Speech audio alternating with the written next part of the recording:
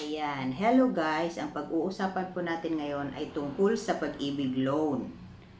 Kasi base sa aking karanasan as pag-ibig member and OFW, 90% from our savings in pag-ibig 1 plus dividend, 90% po siya ang pwede nating ma-loan.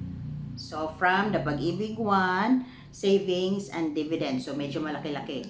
Kung nakikita nyo siya sa online or namomonitor nyo ang yung Pag-ibig savings plus dividend, so makukompute nyo doon kung magkano ang 90% noon. So, yan yung loanable amount sa Pag-ibig. Then, ang processing, base sa aking experience, 3 days lang siya guys, 3 working days.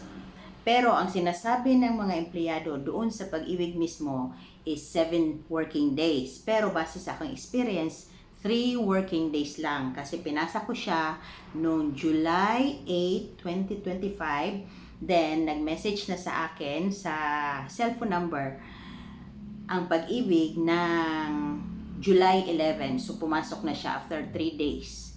Then, pero kailangan complete requirements ang pinasa yung mga papeles doon sa Pag-ibig mismo.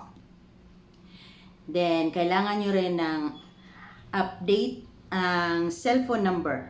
Kasi doon sila mag-message sa inyo kung magkano ang nakuha nyo, kailan kayo mag-start magbayad, at saka magkano ang magiging monthly payment nyo sa Pag-ibig.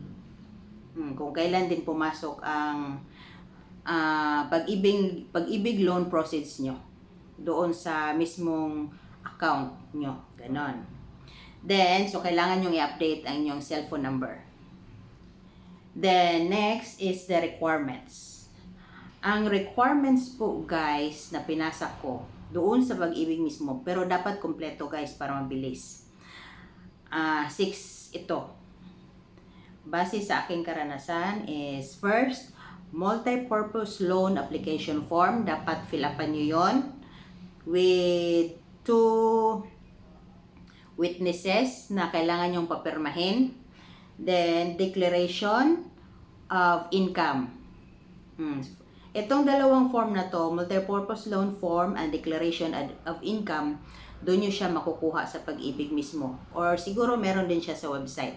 Kasi doon ako kumuha ng hard copy. So, yun. Ang una, multi-purpose loan form, loan application form, then declaration of income, then payslip na 2 months, then 2 valid IDs, so pang-apat 2 valid IDs, then employment certificate, and Pag-ibig loyalty card plus. Yun. So, 6 siya guys. So, uulitin ko ha.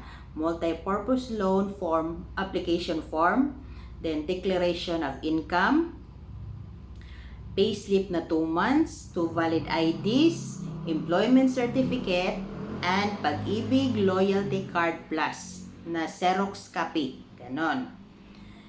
Bakit loyalty card plus guys? Kasi nandun na yung bank account nyo mismo. So, doon nila ipapasok ang loan proceeds nyo. So, mas mabilis pag ganun, guys. Para sa akin, okay yun. Kasi, doon mo ma-check agad yung, yung pera na pumasok. So, yun lang, guys.